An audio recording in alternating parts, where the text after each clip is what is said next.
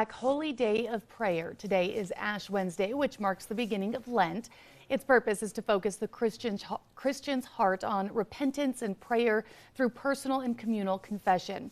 We're joined this morning by our favorite historian, Rafi Andonian, taking a look at the traditions and practices of Lent. Good morning, Rafi. Good morning. Thanks so much for being here this morning. We always love having you on. Tell us, what are the traditions and origins of Ash Wednesday?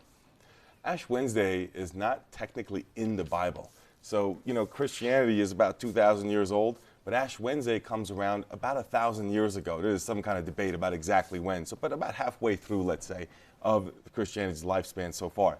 And what's really interesting there is here in the United States, it actually takes off much more recently. It's actually in recent decades, maybe the last 50, 60 years, and especially in the 1970s. Because in the 1970s, there's this larger movement of a couple of things. One, connecting the spiritual to the physical a little more. And if you think about Ash Wednesday, you're physically marking, right, a spiritual thing.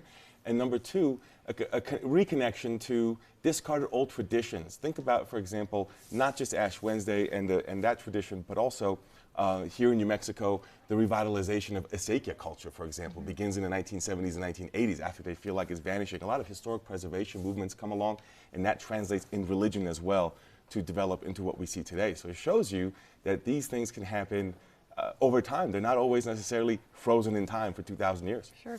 You mentioned Ash Wednesday itself. There's some questions about when it was originated, about 1,000 years ago. How has Ash Wednesday and Lent changed throughout history? Well, Ash Wednesday is the beginning of Lent.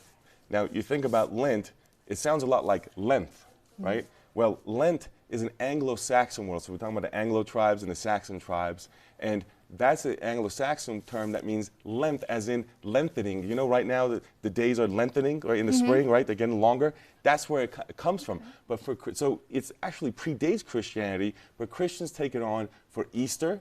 At first, it's like a 40-hour fast. Then it becomes sort of a week-long thing. It changes over time. It was especially for people to get baptized on Easter. Well, eventually, it expands and becomes this 40-day thing, although it's not technically 40 days. It's 42 days, then it's 46 days because you exclude Sundays. And then the traditions behind it change over time as well. So the times are changing for it, but also the traditions. For example, you used to not be able to eat fish during Lent. Now you can, right? You used to not have to eat meat the entire time.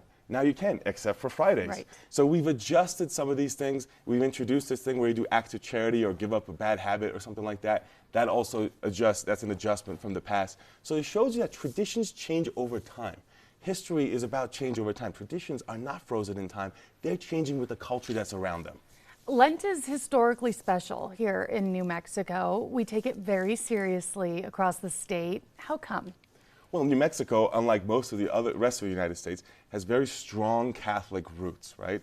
And so what that means is that it's going to be much more widespread here. The beautiful churches across New Mexico, but also what's really fascinating, you have a kind of a subculture that pops up here in part because of this, called the penitentes, or the brotherhood, or los hermanos. There's different terminology for them. They started in the 19th century when there's a shortage of missionaries and priests, so they kind of fill in the gap. They go into these moradas, as we know, and what's really fascinating about them is they create their own kind of world. Charity work, doing some of this, Christian traditions, but also they go pretty far. At some point, they actually do a reenactment of the crucifixion of Christ. So it gets pretty intense at a certain point. However, what happens in the 20th century, despite some efforts along the way to kind of maybe push them out, they go underground, they were seen as Americanized Christianity, that wasn't good, but eventually here in the last 60 years or so, they actually accepted and have a reconciliation with the church, in part because their services weren't as strongly needed because you didn't have the same shortage of priests.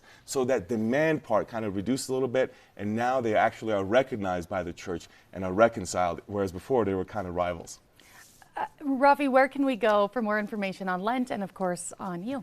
I actually think the best place to check it out that's local for this is to go to Taos Historic Museums. And if you go to their website, you go to the Martinez Hacienda, I would say people should visit there because it's really fascinating. There's a great exhibit on this, including the penitentes. And for me, you can go to celebrityhistorian.com. Perfect. Thank you so much again, Rafi, for being here this morning. We'll have that interview posted at alwaysonkrqe.com.